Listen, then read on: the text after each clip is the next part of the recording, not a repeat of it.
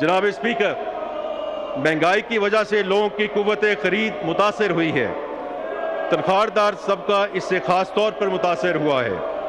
یہی وجہ ہے کہ حکومت اپنی مالی مشکلات کے باوجود سرکاری ملازمین کی مشکلات کا احساس کرتے ہوئے ان کے لیے ریلیف اقدامات کیے جا رہے ہیں۔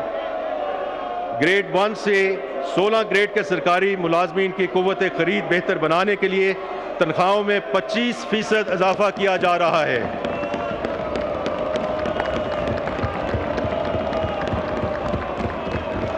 جبکہ گریڈ 17 سے 22 گریڈ تک افسران کی تنخواہیں 20% سے اضافہ کیا جا رہا ہے۔ ریٹائرڈ ملازمین کی پینشن میں 15% اضافہ کرنے کی تجویز ہے۔